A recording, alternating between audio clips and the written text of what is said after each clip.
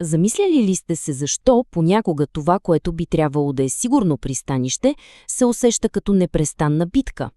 Ако любовта носи повече напрежение, отколкото спокойствие, това, повярвайте, изобщо не е случайност. Нека да видим защо. Ако тези думи оттекват някъде дълбоко, знайте, че има много ясна психологическа причина. Това усещане за постоянна драма не е просто лош късмет във връзките. Искам да започнем с нещо много важно. Тук не става дума за личен провал. Никой не избира съзнателно да страда. Говорим за един модел, който се задейства автоматично, дълбоко в нас. И днес ще разгледаме защо се случва така. И ето тук нещата стават наистина интересни. Нашият мозък често бърка две напълно различни неща – интензивността на емоциите с истинската интимност. Тревогата, несигурността, постоянното очакване – всички тези силни усещания могат да бъдат пристрастяващи и да се усещат досуж като любов. В психологията това се нарича компулзия за повторение.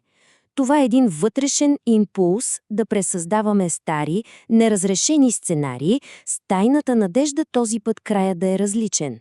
Все едно несъзнателно се опитваме да поправим миналото в настоящето.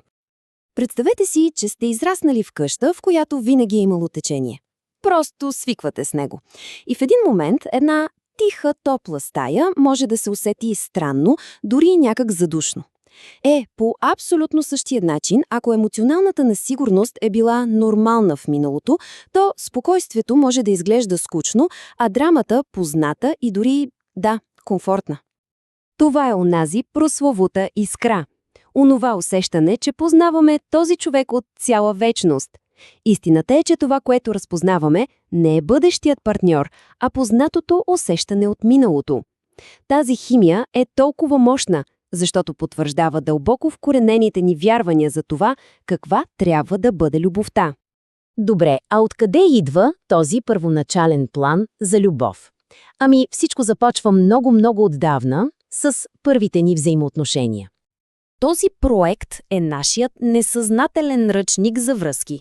Той определя очакванията ни, дали другите ще са до нас, дали можем да им вярваме, дали изобщо заслужаваме любов.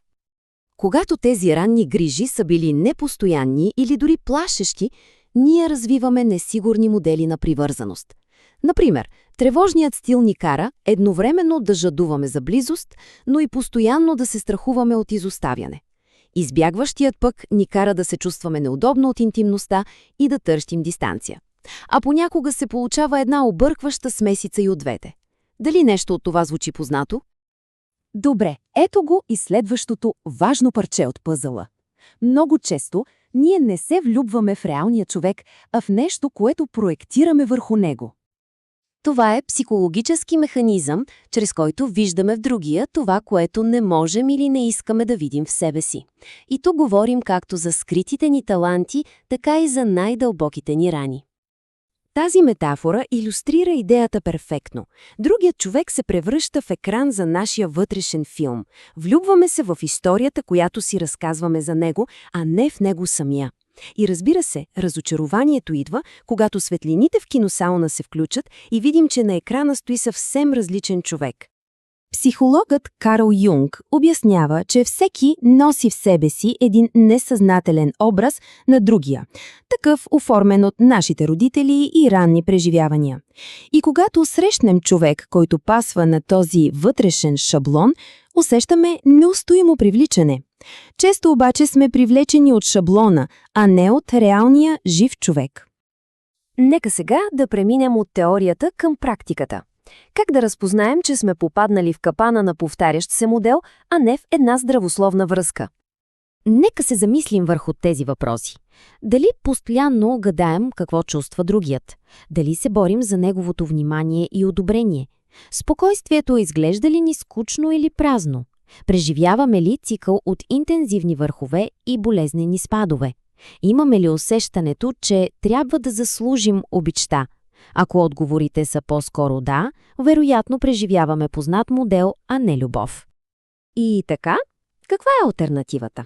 Какво се случва, когато излезнем от бурята на познатия модел? Откриваме нещо ново. тишината на истинската връзка. Разликата е като между бурно море и спокойна земя. От едната страна е познатия модел – усещане за тревога, за драма, за влакче на ужасите, където целта е да поправим миналото.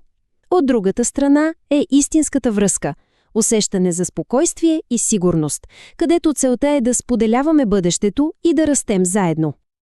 Този цитат на Юнг ни насочва към една ключова идея – търсенето на другата половинка често е всъщност търсене на собствените ни липсващи части. И това е решаващата точка.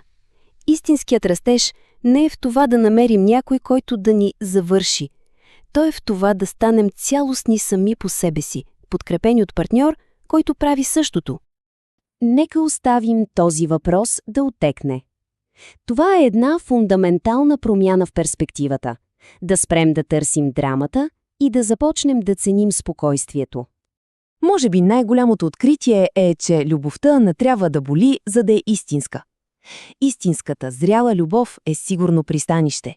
Тя е тиха и спокойна.